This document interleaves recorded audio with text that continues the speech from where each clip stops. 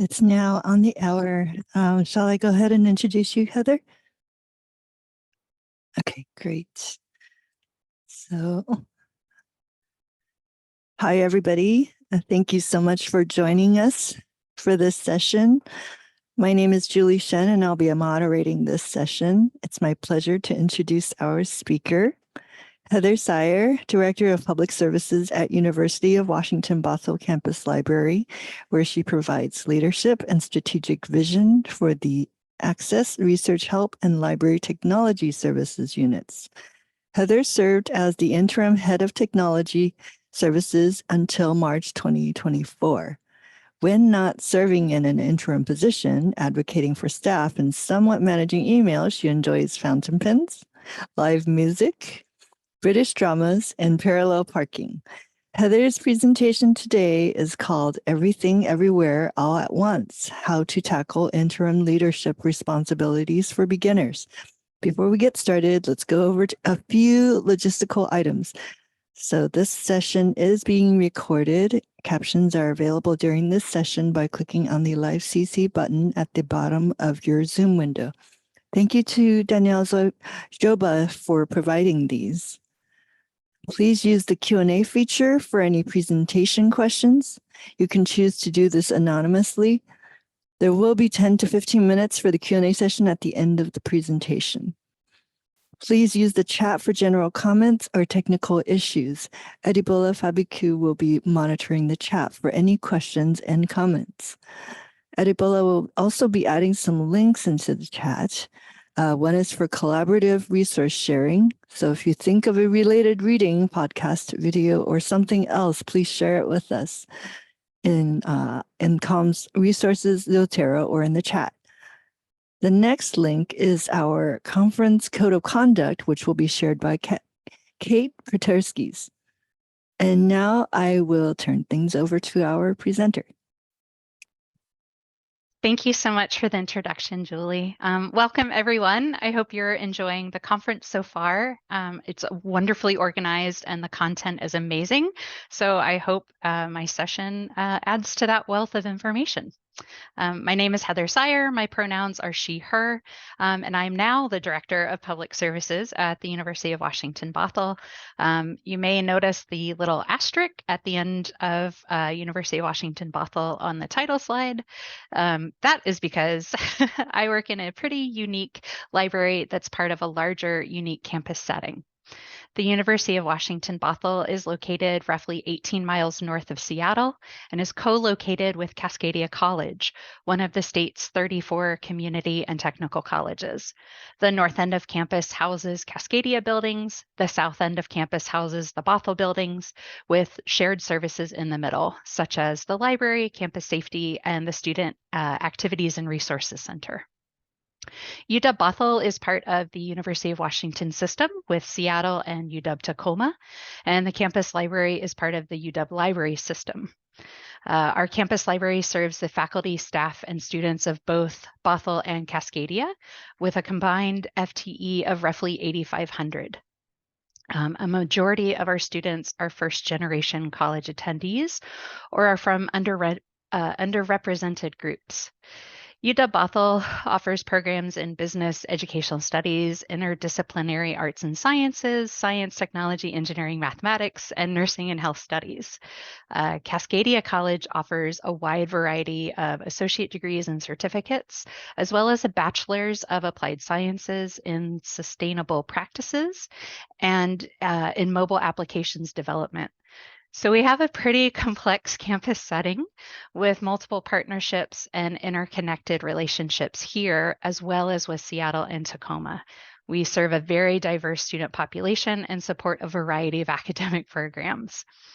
The campus is also home to a 58-acre restorative wetlands that is vibrant with wildlife, most notably roughly 16,000 crows that roost here. So if you ever find yourself in the Bothell, Washington area, you can have an experience reminiscent of the film The Birds, about 30 minutes before sunset.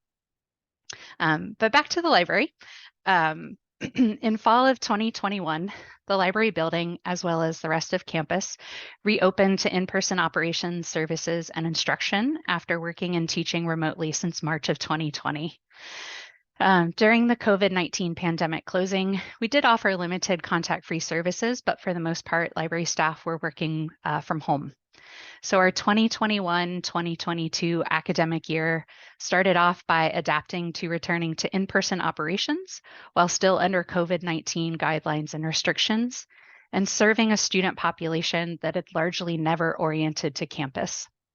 We were all very uncertain about maintaining staffing levels if COVID cases rose, and there was uncertainty in how long instruction would remain in person.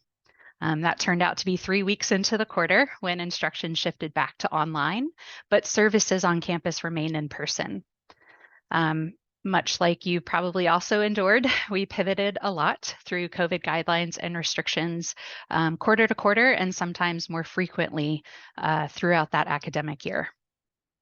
At this time, we also face what we considered the usual challenges of being in a convergence zone. The weather here can be very finicky. We are prone to power outages from high winds, and we may have to close the library or campus very quickly. So weather was very uncertain during this fall quarter. Also at this time, librarians and professional staff in the UW libraries across the Seattle, Tacoma, and Bothell campuses had won their union, and staff were currently engaged in bargaining for the first contract.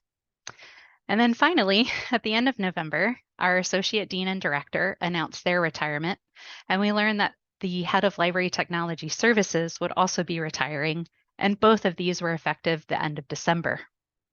So fall of 2021 was intense, to say the least. Library staff were experiencing a lot of change in a very little amount of time, and there was very little, if any, change management support in place.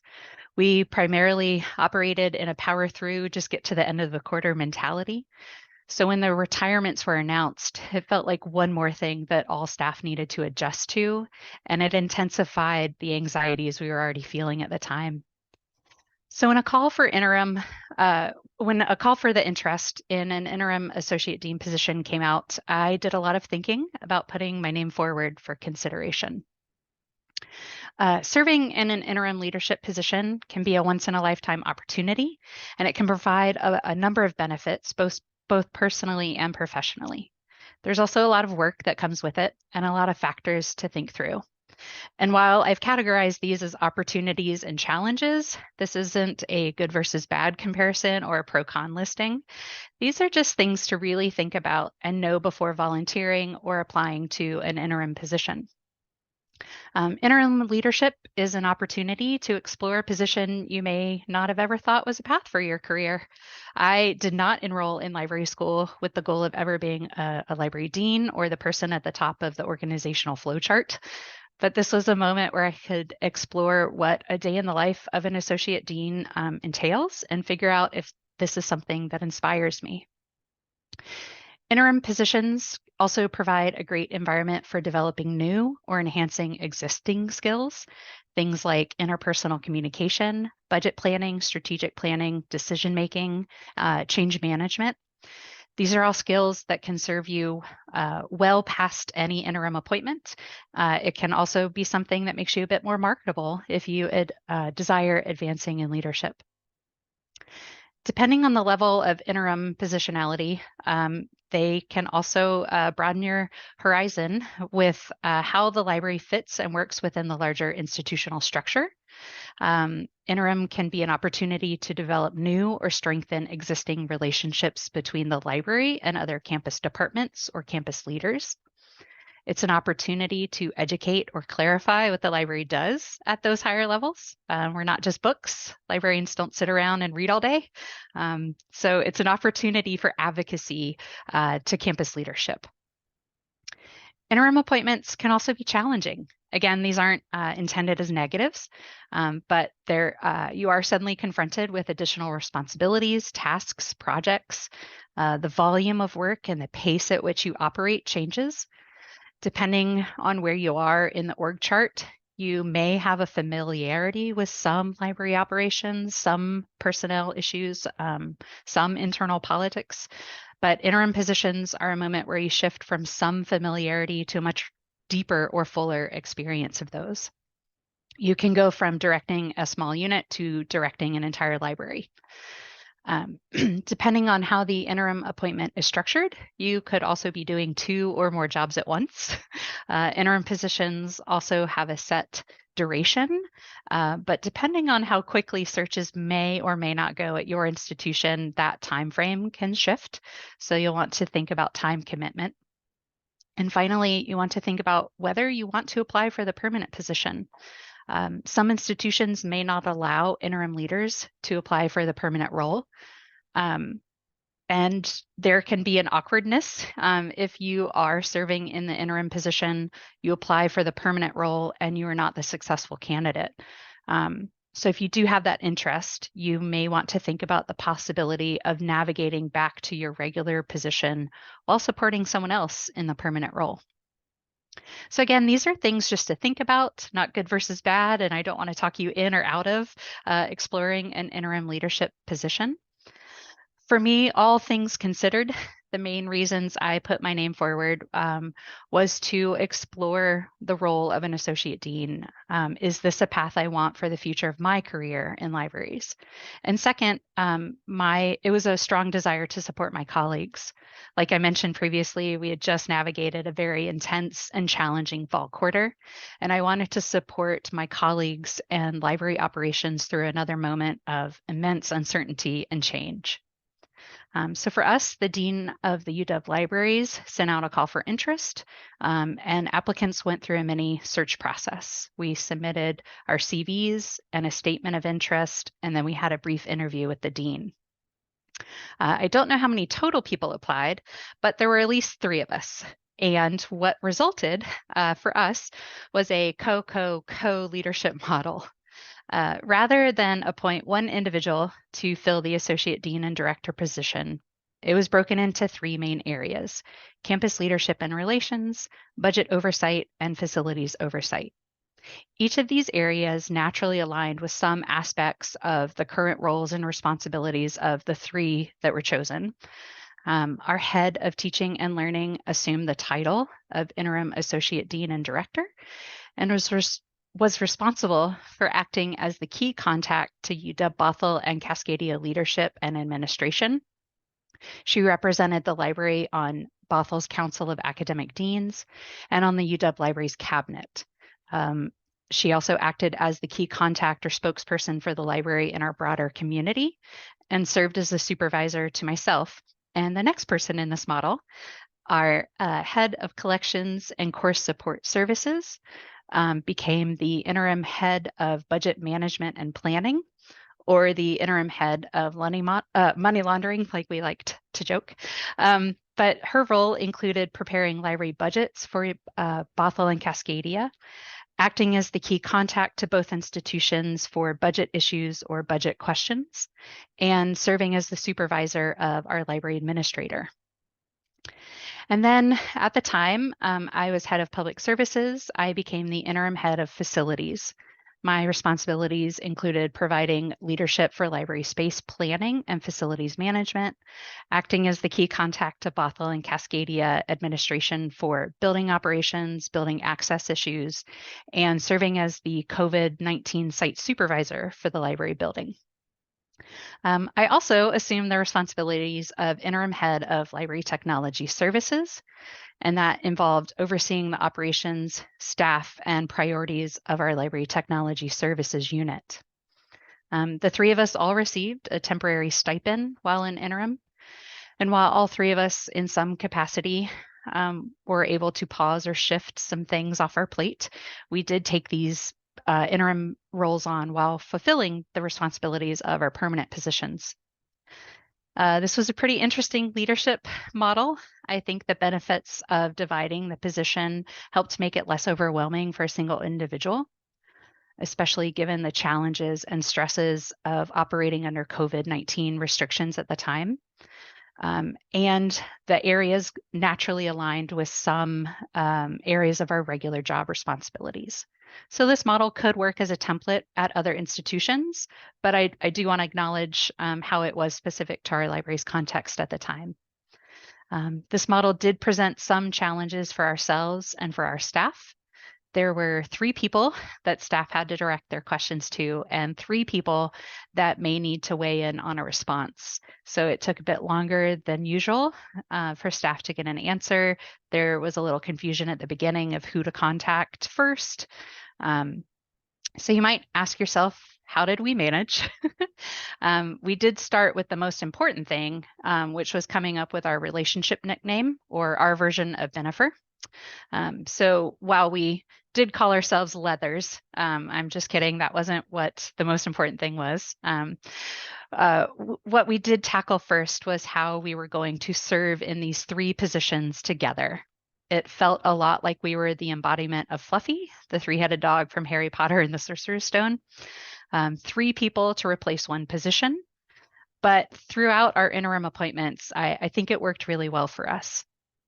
We managed by setting weekly meetings where we discussed issues in depth or worked on documents and reports together. We created a Slack channel for quicker communication on more minor questions or issues that came up, things that were just too brief or urgent to warrant an email. We created a shared Google Drive where we could share and collaborate on documents, comment and edit them asynchronously in advance of meetings. And we did a lot of drafting emails together in that shared drive. And every so often, we had what we called a libations and lamentations session. These were offsite after work hours where we decompressed. Work issues would inevitably come up, but we really needed a space where we could turn off our leadership brains and just be an employee, just be human. We became our own support network, and we needed that in the moment. While this 3-person model worked for us, and this model might be too specific to our library's context, what I learned from the experiences of this interim leadership moment is much broadly applicable. So let's explore some tips and tricks to interim leadership. Everything. The volume and pace of work was much more than I anticipated. The amount of questions, emails, meetings, demands on my time, feedback. Questions were also at a greater level of complexity than what I typically encounter in my regular position, as was the speed at which I needed to respond to questions or make and communicate a decision. We were also confronted by our wonderful staff who are just great, but they had a lot of ideas for us during interim. Projects that they either didn't pitch to the previous associate dean or things that we had to pause while we were focusing on reopening during COVID. In my regular role as head of public services then, I had a pretty good understanding of how the library fit within the institutional structure. But while serving in interim, I gained a much deeper understanding of our institution's organizational structure, and I had to work more within it. So relationships changed, both external and internal.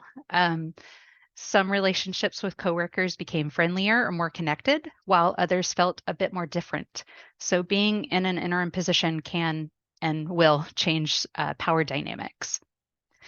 So considering everything, to navigate it, it's important to have clearly defined expectations of the position. What does this position's supervisor expect of you? What is your level of authority and decision making? Can you glean that from a notice of vacancy or a job description? Can you talk with the person who's vacating the position? If that's not feasible, I'd highly encourage a conversation with whoever will be your supervisor or the person who appointed you to the interim position. Next is take time to assess the climate of the position. What are the core operational needs? What's the health of the budget? Are there immediate needs, decisions, or deadlines from higher up? If so, prioritize. Gather information to respond to those immediate needs or decisions first, and then prioritize projects, committee initiatives within the library or the unit you're leading.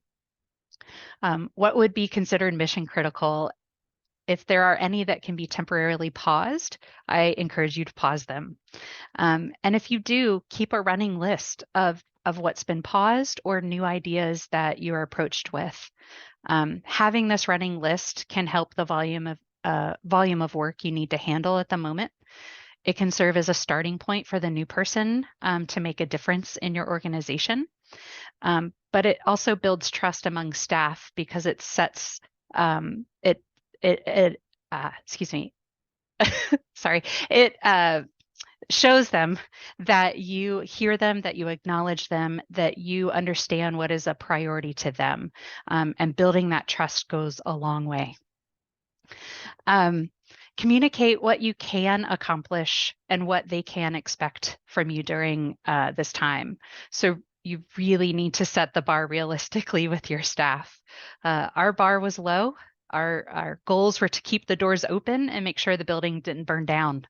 That's not to say that we didn't achieve some really cool things and implement changes that have had lasting effects on our students and our staff. But as interim leaders, we can't fix or change everything at once, but it's definitely an opportunity to lay the groundwork for greater change in the future. I was really struck by a quote in an article titled "In the Interim, Leadership Shorts from 3 Interim Leaders. What needs to be done in the short term, what can be done in the short term, and what plans can be laid for the future that allows a new leader to adapt or change them in the long term." Next is everywhere. Not only can it feel like everything is amplified, but interim positions can make you feel like you need to be everywhere at the same time. Your attention and time can be pulled in different directions based on meetings, emails, phone calls, messaging apps, or Zoom sessions. There's likely going to be an urgent or crisis situation, and those can and will derail your plans for the day. This can make it difficult to assess what needs to be prioritized and where you really need to dedicate your time and attention. So to navigate everywhere, it's important to engage critically. Some helpful strategies include using email and calendaring tools. Inbox filters became my new best friend during interim. I set up email filters to channel low priority emails to a folder that I reviewed at the end of the day or the end of the week. And these were things like emails from discussion board digests, institutional news, and those wonderful vendor marketing emails you get after attending conferences. I also utilize calendar meeting reminders and daily task reminders to help me with time management. I got into the habit of setting a meeting reminder for 10 or 15 minutes before the meeting began. This not only got me to meetings on time, but it baked in some time for self-care. Things like standing up, walking around, using the restroom, staying hydrated. Other strategies to engage critically where you need to are prioritizing meetings. What meetings do you absolutely need to attend? Where do you need to represent the unit, the department, or the library? If those meetings overlap with ones that are not as imperative, if you can, delegate a representative to those lower priority meetings. When you are in meetings or engaging in email, phone calls, be in the moment. Close your email, minimize Slack or other alerts, focus on the issue, the topic, the meeting at hand. Everything else needs to wait for your attention. Next is if you have any flexibility with your schedule, it's important to set and try to stick to regular working hours, whatever hours work best for you. I'm an early bird. My brain works best in the morning. So my regular working hours tend to be 8 a.m. to 4. During interim, I started my on-site workday around 7 or 7:30. But when I worked from home, it may shift to 10 a.m. to 7 p.m. But whatever I did try to stick to a regular schedule. This prevented me from unexpectedly working 9, 10, or 11-hour days. Just one more email, just one more meeting, that can quickly add up. So if you work better by having a varied working schedule, by all means, work at whatever times you're most productive. There were some extenuating circumstances in 2022 where I needed to work in fits and spurts. So I was working at times like 4:30 a.m., 6 a.m., 9 p.m., 10:45 p.m. It was during these circumstances where I did find it was a good practice to communicate about that to others. I didn't want others to feel pressure to respond at 6:35 or 9:15 p.m. I didn't want them to set that as an expectation that I had of them. So communicating to others was as simple as adding some brief language to my email signature that I have there on the screen. You also want to set and reset boundaries with your coworkers, colleagues, those you supervise, especially if you're in a high level interim position like an associate dean or director. This connects back to navigating everything. You want to focus on what you can do during the interim. So setting those expectations, setting those boundaries with staff. And again, you'll want to set and reset expectations of people's deadlines, other people's sense of urgency or priorities. We set expectations and boundaries with our staff at the beginning, but as time went on, we recognized that some ideas or projects that we initially paused were coming back up in conversation. So depending on how long your interim appointment lasts, you'll want to have some language ready to help reset expectations or discuss boundaries again. And I'll cover that a little bit more in this next section. The all at once. This was the biggest area of struggle for me during my interim appointments. I will say that I think the main contributing factor to feeling highly overwhelmed was because interim came right on top of the stress and anxiety we were all experiencing from fall quarter. And our frequency of pivoting, I think we're all a little tired of that word, but we pivoted a lot. So the all at once, that aside, any interim position will likely come with some level of feeling overwhelmed by everything happening all at once. Often you'll be asked to weigh in on decisions or make a decision with little or no notice, or little time to gather background information. You'll encounter feelings of pressure to do or act quickly. This pressure can be internal to yourself, but also external from those higher up than you. And at times you may feel like everything is on fire, everything is priority one. So to navigate the all at once comes down to assessment. Unless something is actually on fire, setting deadlines is huge. And that's setting deadlines for yourself, but also setting deadlines for others. Deadlines for others can be a date by which you need something from them, but it can also be a deadline for not talking about something. For example, saying something like, this isn't a high priority for me right now, but we could talk again in 3 weeks. This also helps reset that expectation and boundaries. Block off dedicated time to work on things. If you use a calendaring app like Outlook or Google Calendar, and other staff can view your calendar, block off an hour on a Wednesday to prep for the meeting coming up on Thursday, or to read over those 3 emails you filtered to a folder marked urgent. Block off the time, but also block off access to you if possible. This may be closing your office door that you always leave open, closing the mini blinds on your window, working from another location in the building, or working from elsewhere on campus if you can. Delegate tasks if you're able to. I was not able to negotiate shifting responsibilities in my permanent position to someone else, but I did have some staff ask what they could do to support me during that time, and I took them up on the offer to help. I was able to delegate facilitating a standing meeting to one person. I had volunteers from the librarians unit to make the quarterly schedule for desk shifts. These were small tasks in my daily work, but having someone else take them over for the time being gave me more capacity to focus on what needed to be higher priority. Again, identify what can be paused. I cannot stress this enough. Not everything you do in the interim position is or can be priority one. So what can you pause or even sunset to work sustainably during your interim appointment? And lastly, I'll repeat, reset expectations for yourself and for others. During our interim appointments, Leslie, Susan, and I had that running list in our Google shared drive that we use for drafting emails. And at the top of that document were some sentences that we used and perhaps reused a few times to help reset expectations of timeframes, reset boundaries of where positions did or didn't overlap. So if you can, craft some language to have at the ready. Those were some recommended tips and tricks to navigating interim appointments. And I'd like to take just a few moments to highlight some lessons learned that might prove useful for others considering interim appointment opportunities. In case you haven't seen the movie Everything, Everywhere All at Once, I won't spoil anything for you, but the movie builds on chaos and being overwhelmed. And suddenly there's a scene of two rocks having a dialogue while looking out over a Grand Canyon type location. One rock asks, "Where are we?" And the other responds, "One of the universes where conditions weren't right for life to form." And then later on that same rock says, "Just be a rock."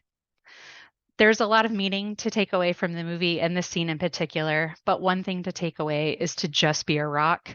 You can only change yourself, not others, and you can only be in kinship with the world around you. If conditions aren't right for life to form, being a rock is adapting to those conditions. To be a rock, to adapt to the conditions around you, is to remember that you are human. You will make mistakes. Help us dispel the myth that leaders are infallible, because they're not, and we're not. Forgive yourself, acknowledge the mistake, and communicate that you made the mistake. Next is find your people. If one isn't provided, form a support network, however big or small. You'll need someone to bounce ideas off of, help wordsmith emails, someone to decompress with. Set a working schedule that keeps you accountable to your time. Accepting an interim position does not mean that you give up a reasonable 37, 40-hour work week. You don't give up taking vacation or sick leave when you need to. Communicate, overly communicate, even if it's just to say, "I've received your email," or "I hear you. I'll need some time to think this over." It helps build trust and empathy among staff, and it can go a long way in preventing assumptions and misinformation. Be as transparent as you can be. When decisions are made, communicate the decision, but also present the problem and associated context. Provide the rationale of how you made that decision. Staff may not and probably will not agree with every decision you make, but by providing the why and how you got there can help staff accept the decision more easily and move on. Practice self-care. This is remembering to take that vacation and sick leave. Be comfortable saying no, not now, or let's talk about this again in 3 weeks. Get outside.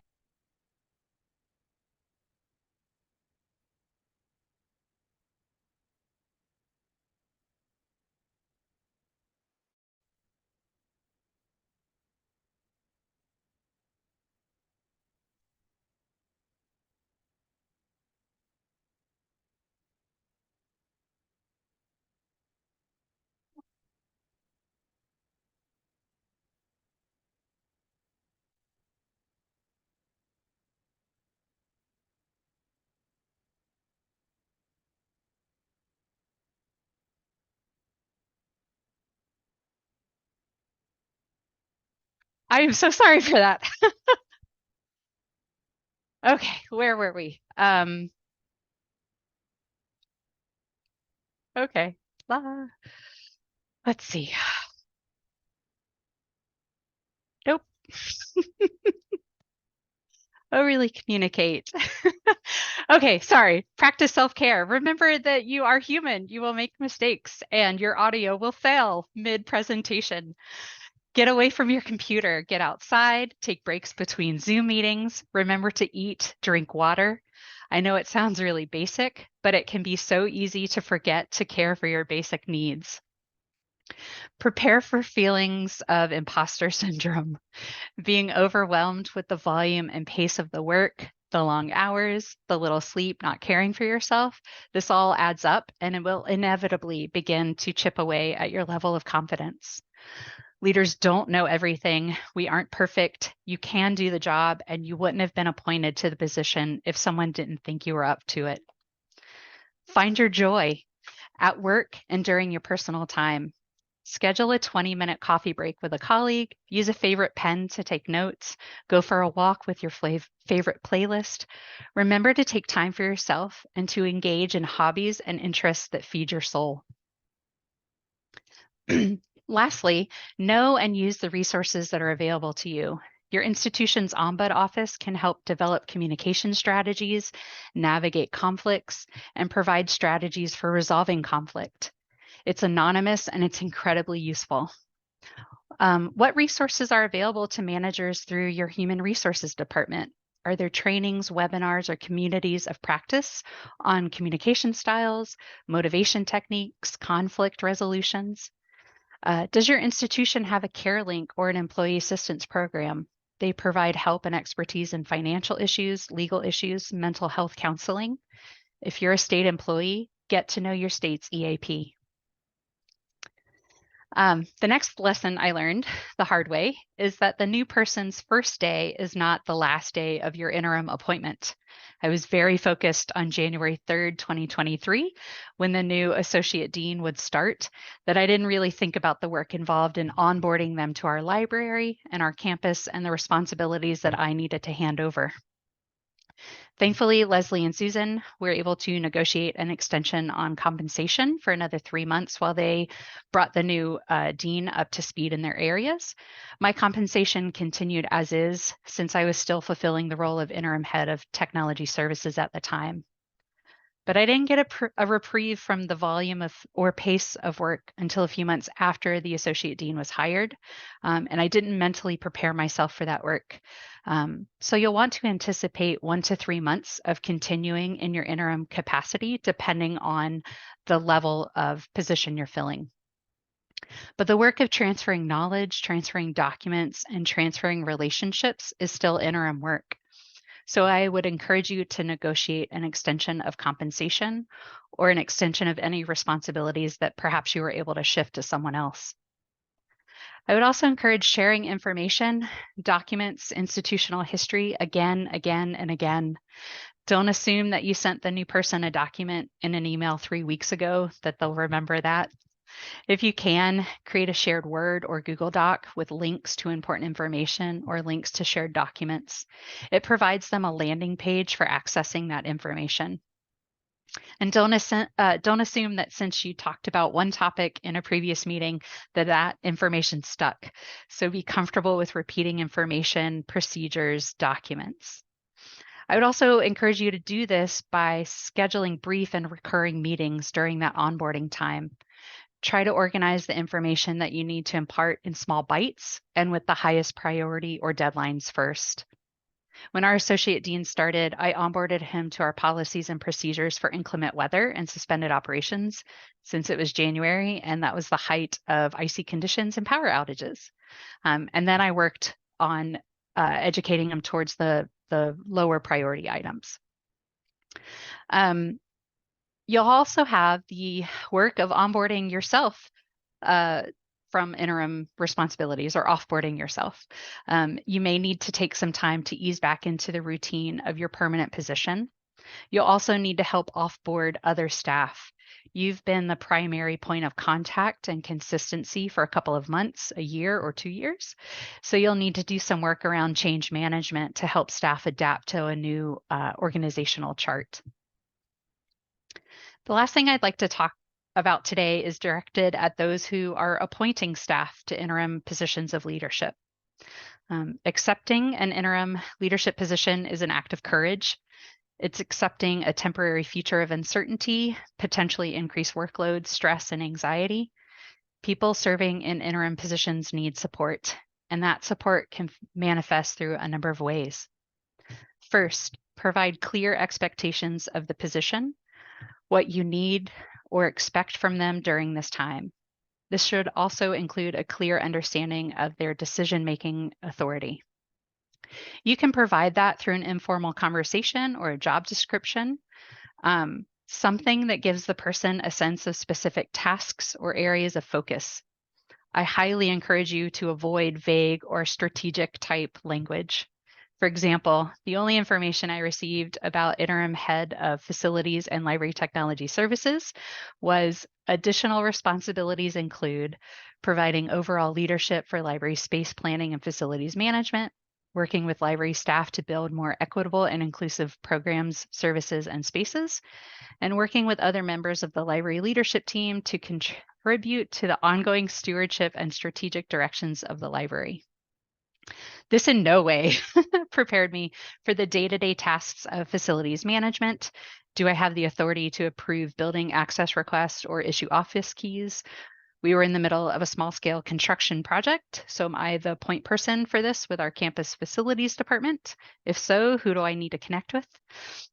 Also, you may notice this language does not include anything about the roles and responsibilities of being the interim head of our technology services unit. I don't know what that prior head of the unit did day to day, what projects or initiatives were already in progress, and what my budget authority and responsibility level was. So be very clear and thorough as you can be. Another way to support staff in interim leadership is to be open to negotiating compensation or finding ways for creating capacity for the increase in work. Respect the fact that people enter into interim positions willingly. People volunteer for this work, so be fair with compensation or finding ways to lessen the burden. It's not only the right thing to do, but it helps deter people from experiencing extreme amount of overwhelm. It can stave off feelings of imposter syndrome, and it can help prevent or lessen burnout that will happen. Additionally, recognize that there is work associated with onboarding the new leader, so be open to extending the appointment duration or setting the initial duration to include that work. Provide a system of support and mentorship. Interim appointments are an opportunity to explore a career path. They may know little or nothing to what the day-to-day work life is like for someone at an associate dean level. If there's another associate dean in your organization that you could connect them with as an informal mentor, or at least someone that they could ask questions to that knows the organization or knows how cabinet meetings work. Are there webinars or workshops that would be beneficial to someone in this level? Recommend some intentional learning opportunities. Next, establish the interim positions at least 2 weeks prior to the start date.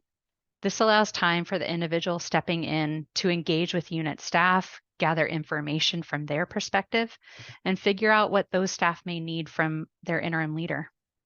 It might also provide an overlap with the individual leaving to pass along knowledge and some information. Create and be responsible for a communication plan. Individuals in and outside of the library will need to know about transitions in leadership. Draft the communication in collaboration with the person stepping into that role, but don't rely on that individual to communicate to the department, the unit, or the larger campus audience. That messaging should come from the person and position making the interim appointment. Lastly, conduct an exit interview with the person in the interim role. What did they learn from the experience? What challenges did they encounter? What was helpful or not helpful during the appointment? This type of feedback can shape and strengthen the interim experience for others in the future. So this concludes my tips, tricks, and lessons learned while serving in my interim positions for the last 2 years. I hope you found it helpful and useful for considering stepping into an interim position yourself. I continue to use a lot of these tips and tricks in my permanent role now. I've listed some resources that I cited and others that I found interesting and also confirmed my experiences during interim leadership. If you would like more information or to experience the Bothell Crows virtually, I've listed links, some resources there as well.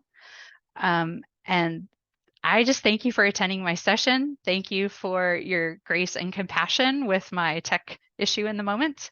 Again, leaders are not perfect, and this is how we make better. So thank you for attending my session. I've listed my contact information there. Please feel free to contact me and just be a rock. Thank you.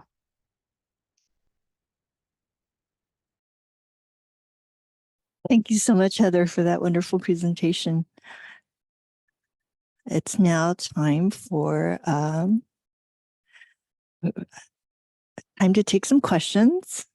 And I see that there are a few questions in the Q&A, so thank you to the attendees who put them in. I've typed in there were several questions about the book about the interim work, and so it looks like that was the Irwin and DeVries 2019 book. So that's been typed into the answers. Let's see. There is a thank you from an anonymous person who said some of the things that you suggested are things I do, but not always well. And some things are new that I hadn't thought of. So thank you. So I'm going to go ahead and dismiss that.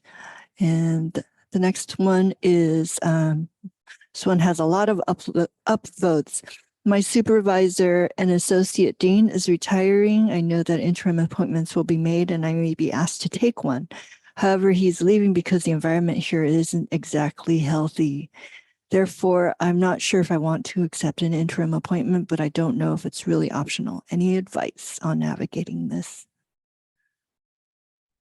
If it's not optional, do the best you can. I think setting boundaries and expectations with the staff as you step into interim. We did work towards we did some projects and some things in the library to kind of address some pressure points that we had been feeling prior to the retirements. So if there are things culturally that you can shift or change during your interim, um, you don't have to fix everything, but if there are small pieces to that that you can work on, I'd encourage that. But really setting expectations of what staff can expect of you during that interim leadership, I think would be the best to start with, and then setting boundaries, especially keeping a running list, and that's tangible things, but also intangible. So changing the culture of your workplace, that can be something that you add to this running list.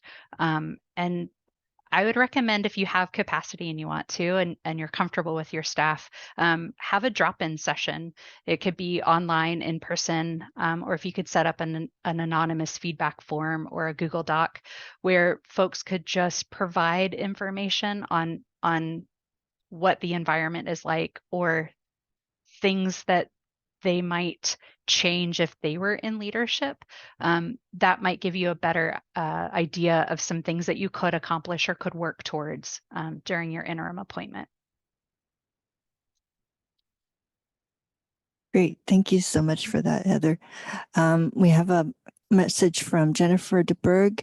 Thank you for an amazing presentation. Can you talk about what you did to prepare or what you wish you had done in the months leading up to it? I wish I had months leading up to it. We our interim appointments did not begin until about a week and a half before the effective date, so we didn't have a lot of time to prepare. I did have some background or some insider information about upcoming retirements. And at that time, while I wasn't really expecting myself to step into that role, I did talk with one of the individuals leaving and just ask them what projects were they working on, what are some tips that they had with engaging with their staff members, just getting a sense of the work that he did. This was the technology services part, because there was already naturally overlap between that unit and my regular role.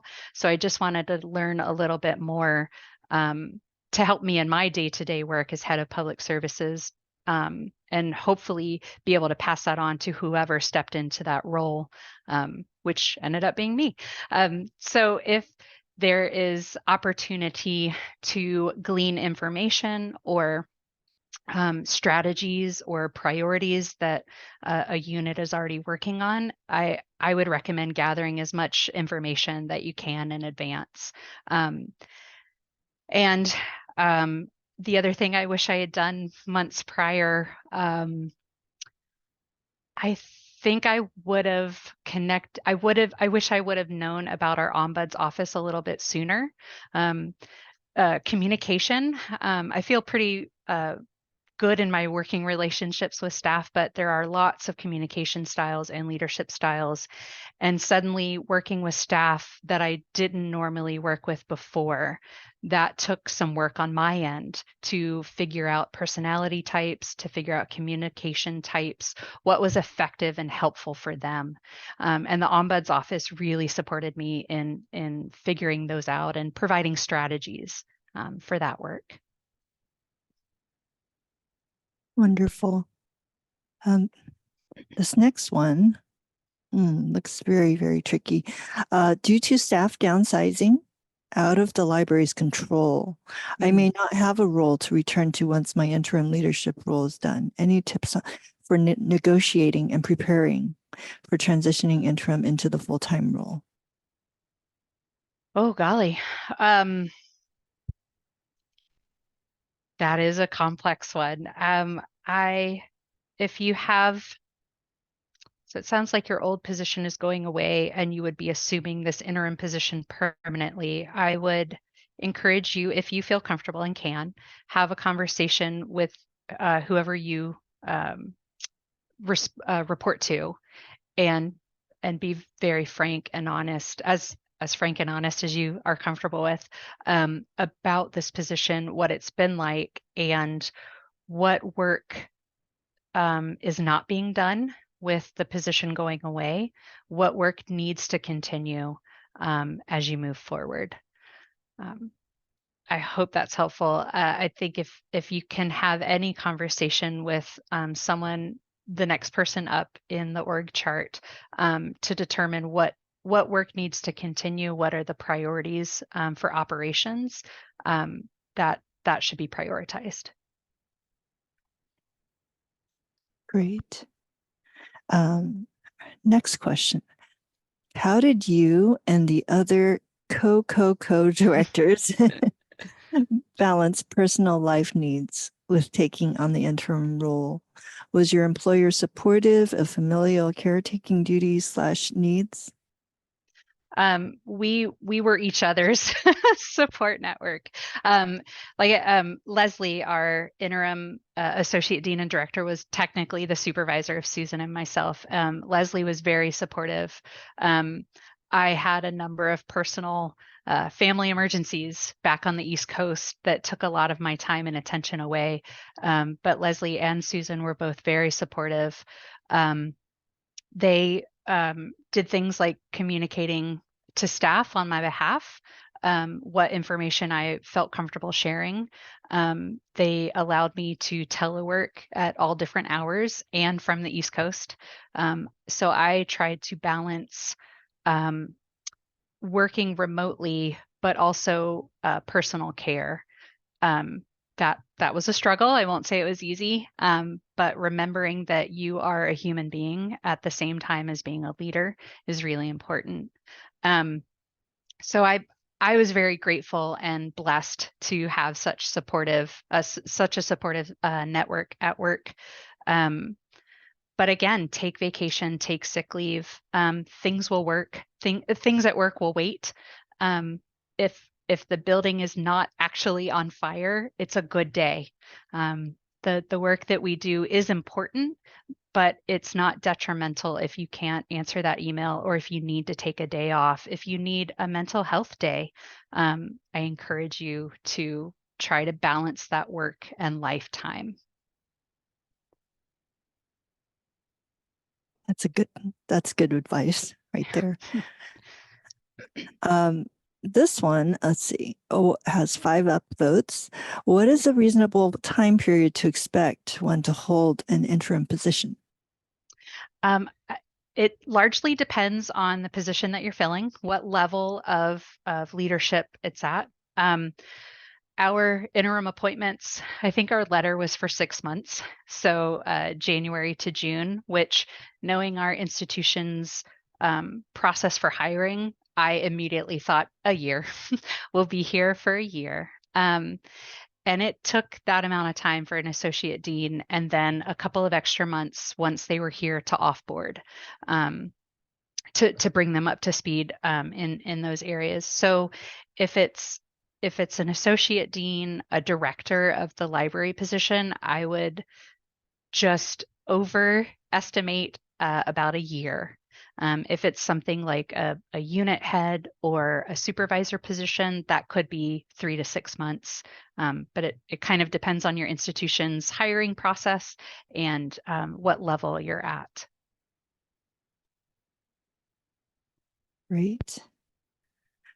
We have a question from Amanda Daglish. At my current place, we had one person retire in the main position. Then a year later, the next person that was interim in that position is retiring.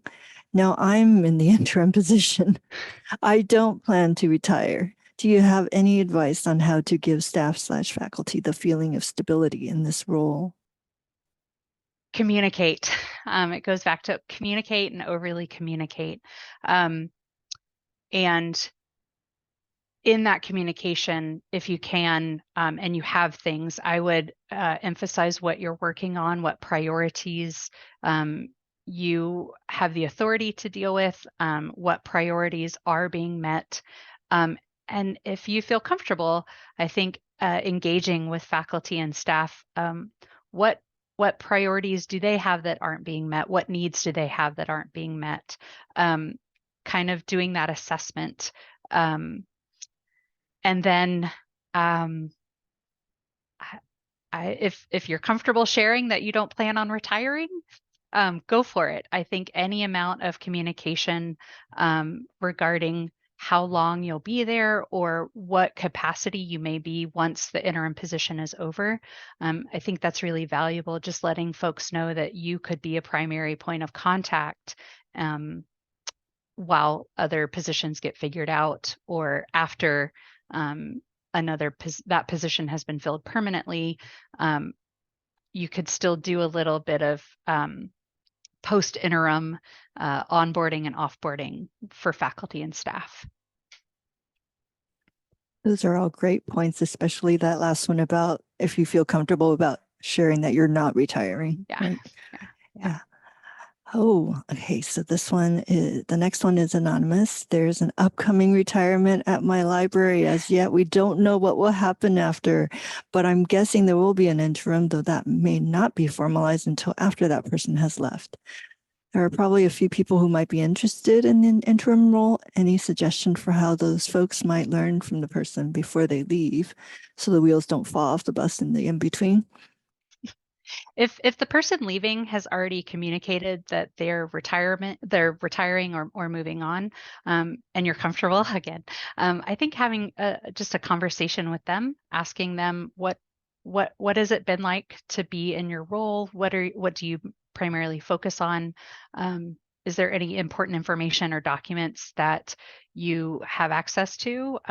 They may not be able to share those at that moment, but just having a list of meetings they typically attend, projects that they work on, and people that they communicate with or that they serve as a touch point for on campus, I think would be really great to just get a sense of what it is they do day to day.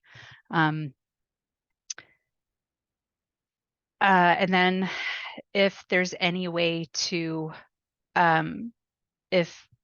if the folks who are interested in that position have made that known, I would maybe encourage you to have a conversation with them and see if something like a co-leadership or a co-leadership model might be beneficial for your organization to kind of spread out the work. It does create some confusion at times with communication, but spreading out the work so that one individual isn't taking on everything, that might be a way to help with that. And it's a way that multiple people could gain experience and build their skills as well. Great, thank you. You received a thank you from an anonymous person who said they were an interim for 4 years. Oh And almost none of these strategies that you shared were used by the library management group And so they definitely felt all alone and overwhelmed, but they want to thank you so much. Oh, And last but not least, there's a question about whether you are going to share your slides. oh, And yes, I will share my slides. Yes. wonderful. Yeah. So we will share that on the online repository. So that brings us to the end of the questions and answers. Um, I, I guess this is a good time for us to close the session, yeah? Yeah. Oh, Thank you look, all so much. wonderful. I'm going to put the feedback survey in the chat. It's also on Sked, so you have a chance to tell Heather formally how awesome I thought her presentation was. I for sure definitely got a lot out of Oh, it. thank you. But thank you so much, and have a good rest of your day with the remaining sessions.